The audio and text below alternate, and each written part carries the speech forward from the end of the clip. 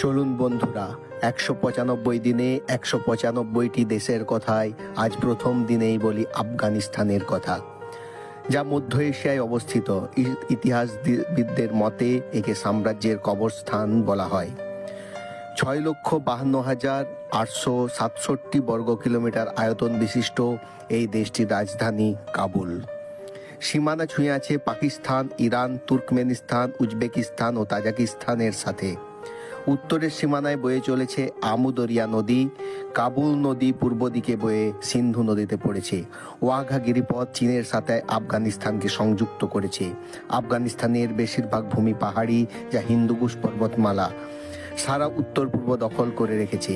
বহু আফগান জনজাতি পাহাড়ের পাদদেশে বসবাস করে এবং দক্ষিণ পশ্চিমে রয়েছে ঊষর মরুভূমি।